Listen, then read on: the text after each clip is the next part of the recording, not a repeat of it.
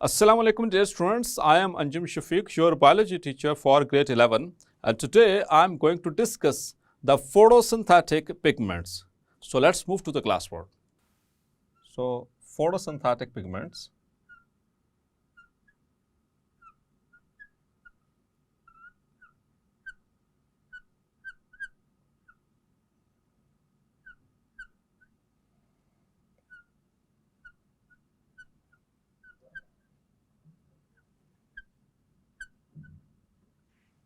So we were discussing photosynthesis, and in photosynthesis we have discussed the reactants, and in the reactants we have discussed number one, the water and photosynthesis, and number two, the structure of chloroplast which are involved in the photosynthesis.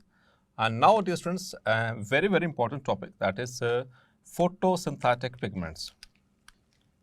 So dear students, light can only work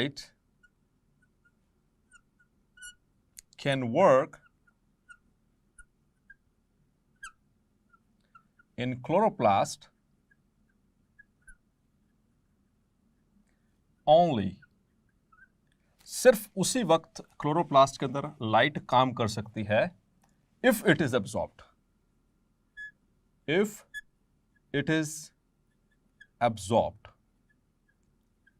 ये दिखने में एक बहुत सादा सा sentence है, लेकिन dear students ये फोटोसिंथेसिस की जान है इसमें। ये बात जिसको समझ आ जाएगी तो फोटोसिंथेसिस उसके लिए समझना बहुत आसान हो जाएगा। तो लाइट जब लीव्स के ऊपर फॉल करती है, हमने बात की थी कि प्लांट के ऊपर जो मेजर साइट्स हैं वो लीव्स हैं, और लीव्स में मेजर साइट्स कौन सी है, that are the mesophyll tissues, और मेसोफिल टिश्यूज में मेसोफिल सेल्स, और मेसोफिल सेल्स के अंदर कौन से, द क्लोरोप्लास्ट। तो डियर स्टूडेंट्स, सिर्फ वो लाइट जो क्लोरोप्लास्ट एब्जॉर्ब करेगा वही इस्तेमाल होगी फोटोसिंथेसिस में, और जो एब्जॉर्ब नहीं होगी, जो रिफ्लेक्ट हो जाएगी, वो उसको कलर देने के लिए इस्तेमाल हो जाएगी। क्योंकि जो लाइट एब्जॉर्ब हो जाएगी वो डिसअपीयर हो जाती है, और उसी की एनर्जी जो है वो इस्तेमाल होगी for deriving the light reactions of the photosynthesis. Clear? तो ये बात आपको समझ आई? ये बहुत अहम कॉन्सेप्ट है, ये first line, that the light can only work, क्योंकि लाइट से जब आपने एनर्जी बनवानी है, उसको ट्रांसफॉर्म करवाना है, तो उसी वक्त पॉसिबल है जब वो एब्जॉर्ब होगी। So that is very much important concept. In chloroplast it can only work if it is absorbed.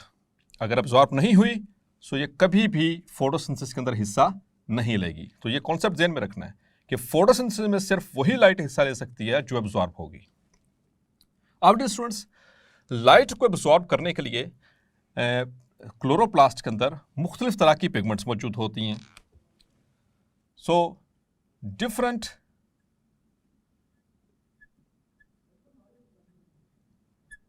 photosynthetic pigments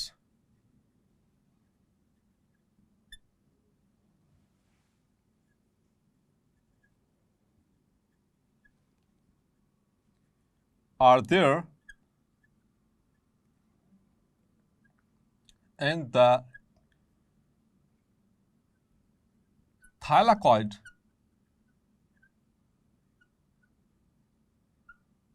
membrane of chloroplast.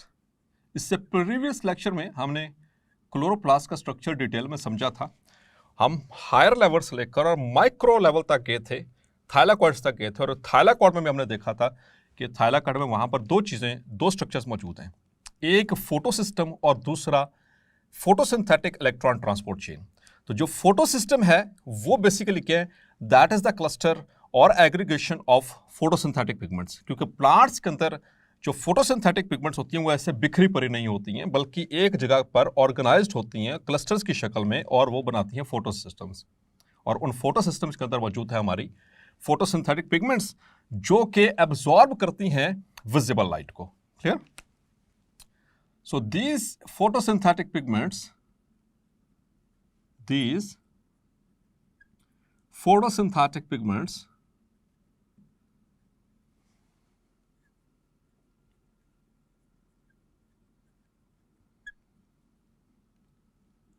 absorb visible light they can absorb visible light. तो visible light कौन सी है dear students? ये जो सी white light सूरज से आ रही है। मुख्तलिफ तरह की रेडिएशंस आती हैं सूरज से, और वो रेडिएशंस जिनकी wavelength it ranges between 380 to 750 nanometers, they are known as visible light। Clear? और यही वो लाइट है जो एब्जॉर्ब कर सकते हैं डिफरेंट फोटोसिंथेटिक पिगमेंट्स। और ये फोटोसिंथेटिक पिगमेंट्स कहाँ पर मौजूद है? थाइलाकॉइड मेम्ब्रेन में। थाइलाकॉइड मेम्ब्रेन कहाँ पर मौजूद है? In the thylakoids. और थाइलाकॉइड्स कहाँ पर मौजूद है? They are present in the chloroplast. Clear? अब आते थोड़ा सा इनका फोटो जिनसे विजिबल लाइट में जो मौजूद जो डिफरेंट कलर्स हैं उसके हवाले से बात कर लेते हैं। तो आपको पता डियर स्टूडेंट्स, आप शायद जूनियर क्लासेस से भी ये बात पढ़ते आ रहे हैं कि मुख्तलिफ तरह के वो एक रेनबो कलर बनता है। It starts from the violet, then is indigo, then is blue, green, yellow, orange and red। इसको हम जनरली, आपको याद होगा, आपने जूनियर क्लास में पढ़ा होगा, वेबगॉयर। इट इज नोन एज वेबगॉयर। Clear? So this is the these are the different lights which are present in the visible light. तो विजिबल लाइट की आगे फर्दर ये मुख्तलिफ तरह की इसके अंदर वेवलेंथ की ये लाइट्स मौजूद हैं। अब हमने ये देखना डियर स्टूडेंट्स कि इसमें से एब्जॉर्ब कौन सी ज़्यादा हो रही है और सबसे कम एब्जॉर्ब कौन सी हो रही है। So if you C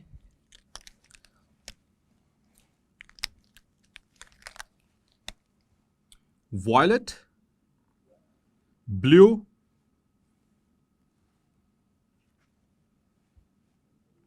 orange and red,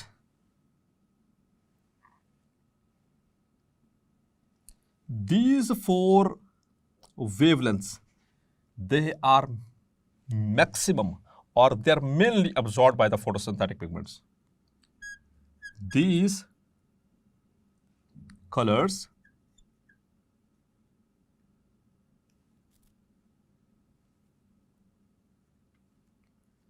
are mainly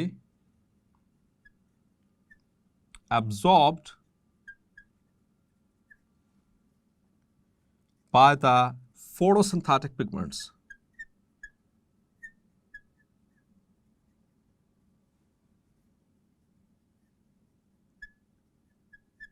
clear?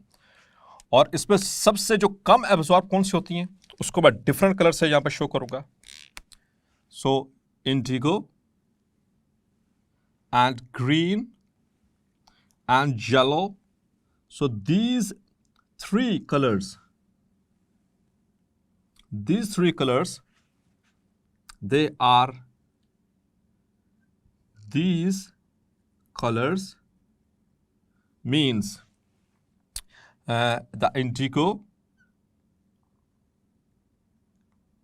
and green and yellow are least absorbed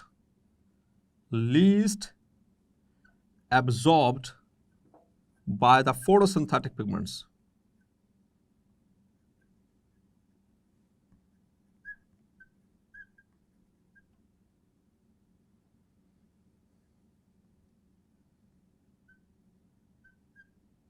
clear?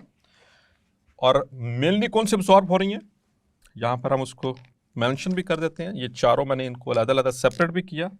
That is violet plus blue plus orange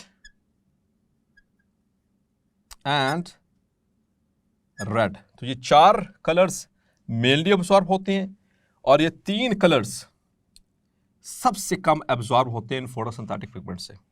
अब डियर स्टूडेंट्स इसमें भी देखेंगे जो मेनली एब्जॉर्ब हो रहे हैं इसमें मैक्सिमम एब्जॉर्बेंस किसकी है? Maximum.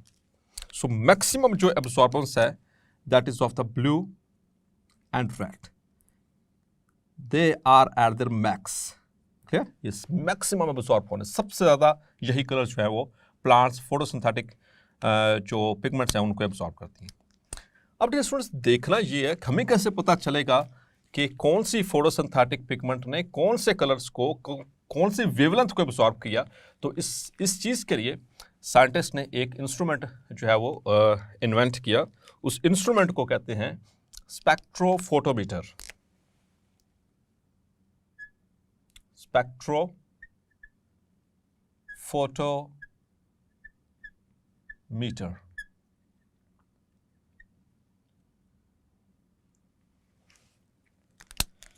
So what is spectrophotometer? It is the instrument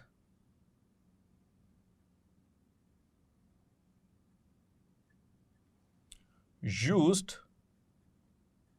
to measure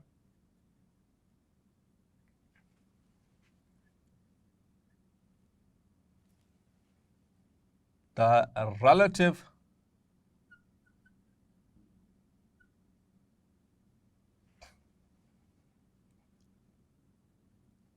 abilities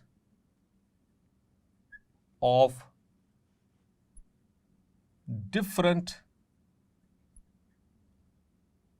photosynthetic pigments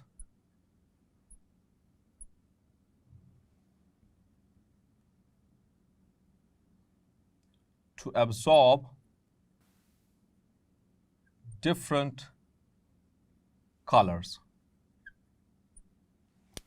So इसको ज़रा समझें। इट इज़ द इंस्ट्रूमेंट, ये एक ऐसा इंस्ट्रूमेंट है जो कि इस्तेमाल किया जाता है। हमने बात की कि ये डिफरेंट कलर्स हैं, ये विजिबल लाइट के ये डिफरेंट कलर्स हैं, डिफरेंट वेवलेंथ्स हैं। सो ये कैसे एब्जॉर्ब होती हैं, हमें कैसे पता चलेगा कौन सी फोटोसिंथेटिक पिगमेंट ने कौन सा कलर इसमें से एब्जॉर्ब किया। तो उसको मेजर करने के लिए कि किस फोटोसिंथेटिक पिगमेंट ने कौन सा कलर जो है, कौन सी विजिबल लाइट का पार्ट एब्जॉर्ब कर रही है, उसके लिए ये इंस्ट्रूमेंट है। The instrument which is used to measure the relative abilities. Relative abilities का मतलब चूंकि फोटोसिंथेटिक पिगमेंट एक तो नहीं है ना, ठीक है, ये they are different photosynthetic pigments. So उसी के लिए वर्ड इस्तेमाल होता है relative abilities of different photosynthetic pigments to absorb different colours of visible light. तो that is called a spectrophotometer. इसको शॉर्ट क्वेश्चन के लिए मार्क कर लें, इंपॉर्टेंट है। What is spectrophotometer? अब स्टूडेंट्स देखते हैं, जब ये एब्जॉर्ब करेगा तो उससे फिर हम बनाते हैं एक ग्राफ बनाते हैं, ठीक है। उस ग्राफ को हम कहते हैं एब्जॉर्प्शन स्पेक्ट्रम। इसको भी शॉर्ट के लिए मार्क कर लें। आगे चलकर लाइट डिराइविंग जो एनर्जी है उसमें हम इसको डिटेल से पढ़ने वाले हैं, एक्शन स्पेक्ट्रम और एब्जॉर्प्शन स्पेक्ट्रम को। यहाँ पर जस्ट उसका एक आइडिया ले लेते हैं क्योंकि इससे रिलेटेड है, इसी टॉपिक से रिलेटेड है। So that is absorption spectrum.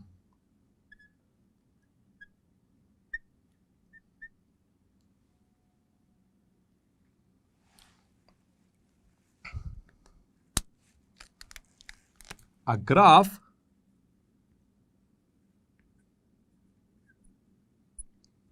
plotting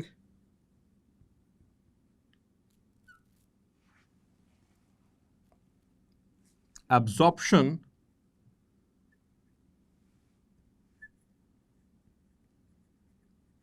of light of different wavelengths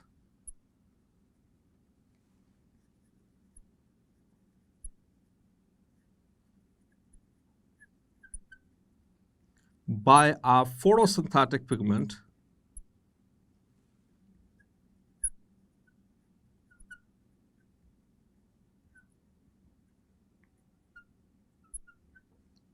is called absorption spectrum. Is called absorption spectrum. Clear? अब इसको जरा समझें। ये ग्राफ है जो प्लॉट किया जाता है किस चीज के अगेंस्ट?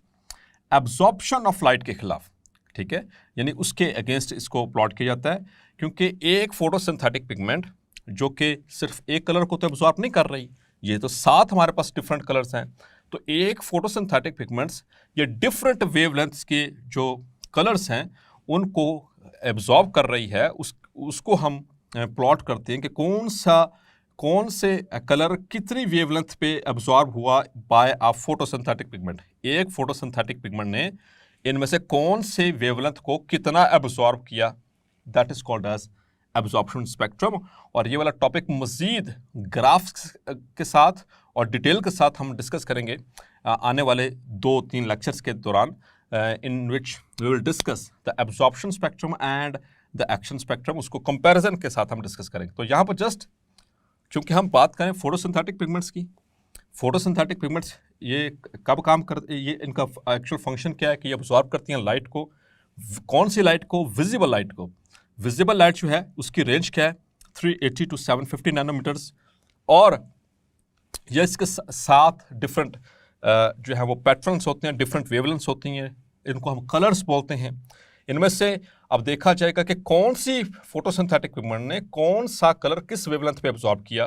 तो उसके लिए फिर हम देखते हैं कि इसको रिकॉर्ड किया जाता है with the help of an instrument which is called as spectrophotometer, जो बेसिकली रिलेटिव एबिलिटीज को मेजर करेगा डिफरेंट फोटोसिंथेटिक पिगमेंट्स के, कि वो कौन सी वेवलेंथ को या कौन से कलर्स को एब्जॉर्ब कर रही हैं। अब जब वो एब्जॉर्ब करती हैं, एक फोटोसिंथेटिक पिगमेंट कौन सा कलर एब्जॉर्ब करती है उसके खिलाफ, उसके अगेंस्ट एक जो ग्राफ है वो प्लॉट किया जाता है, उसे हम कहते हैं एब्जॉर्प्शन स्पेक्ट्रम। अब डियर स्टूडेंट्स, जो थाइलाकॉइड मेम्ब्रेन्स हैं उनके ऊपर मुख्तलिफ तरह की फोटोसिंथेटिक पिगमेंट्स मौजूद हैं। The thylakoid membranes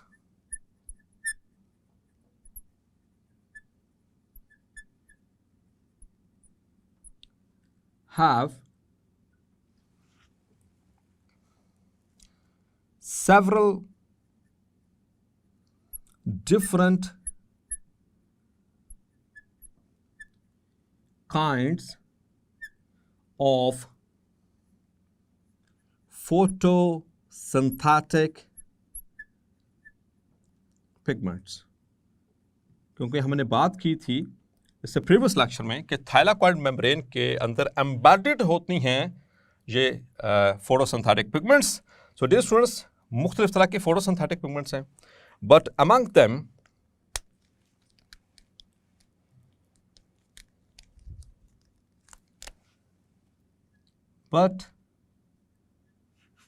देम जितनी भी फोटोसिंथेटिक पिगमेंट्स हैं, क्लोरोफिल्स आर द मेन। जो क्लोरोफिल्स हैं वो मेन होती हैं, क्लियर? इसके अलावा भी होती हैं। आइए यहां पर इनके लिस्ट को, photosynthetic pigments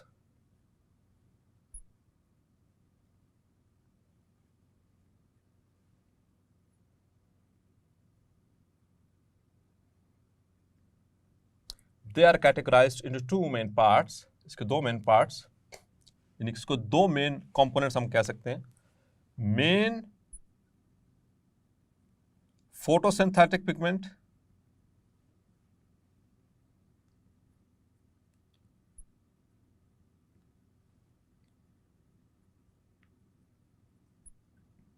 and the accessory photosynthetic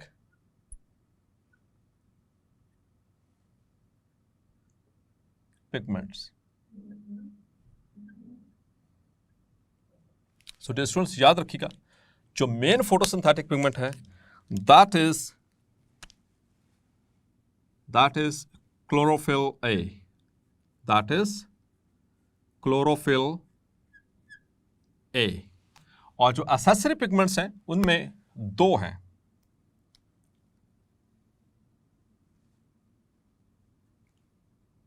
जो हम इन जनरल बात करें, क्लोरोफिल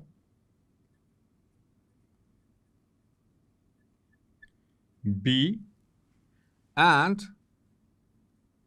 कैरोटीनॉइड्स। अब डियर स्टूडेंट्स, मुझे ये बताएं कि ये कैरोटीनॉइड्स जो वर्ड है ये आपने कहां पहले सुना है? कहाँ पढ़ा है? ये आपको मैंने एक टॉपिक पढ़ाया था, अगर आपको याद होगा, और definitely you are good students, तो आपको पता है कि चैप्टर नंबर 2 लिपिड्स के क्लासिफिकेशन जब हमने की थी, लिपिड्स की क्लासिफिकेशन में हमने पढ़ा था टर्पिनॉइड्स, और टर्पिनॉइड्स की जो हमने डिफरेंट एग्जांपल्स पढ़ी थी उसमें शामिल था कैरोटिनॉइड्स। और वहाँ पर मैंने आपको बताया था कि कैरोटिनॉइड्स ये एसेसरी फोटोसिंथेटिक पिगमेंट्स हैं। आप ये लेक्चर खोल के देखें, अपनी बुक खोल के देखें, वहाँ पर मैंने ये बात आपको एक्सप्लेन की थी। और मैंने कहा था जब चैप्टर नंबर 11 पढ़ेंगे तो उसमें इसकी मजीद एक्सप्लेनेशन आएगी। सो कैरोटिनॉइड्स, इनकी नेचर क्या है? दे आर लिपिड्स, ठीक है, ये याद रखना है। अब क्लोरोफिल बी, क्लोरोफिल इसके अलावा भी हैं, ठीक है, लेकिन हम यहाँ पर इन जनरल बात कर रहे हैं। सो क्लोरोफिल की आगे डिफरेंट कैटेगरीज है, यहाँ पर हम इसकी लिख देते हैं chlorophylls A, B, C and D। ये क्लोरोफिल्स हैं। आगे चलकर मजीद इसकी डिटेल्स पे हम करने वाले हैं, लेकिन जो मेजर क्लोरोफिल्स हैं which are present in the plants, they are the chlorophyll A and chlorophyll B। Chlorophyll A being the main photosynthetic pigment, and chlorophyll B it is included in accessory photosynthetic pigments। और दूसरा carotenoids. अब जो carotenoids हैं dear students, इसकी थोड़ी सी मजीद detail देखते हैं।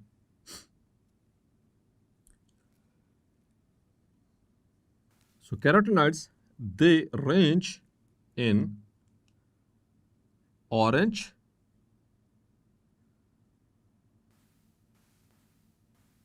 to yellow and red। Means या तो वो येलो ऑरेंज होंगी या फिर वो रेड ऑरेंज होंगी। अब इसमें भी आगे दो फर्दर कैटेगरीज हैं कैरोटिनॉइड्स की। एक है इनमें कैरोटीन्स और दूसरा ज़ैंथोफिल्स।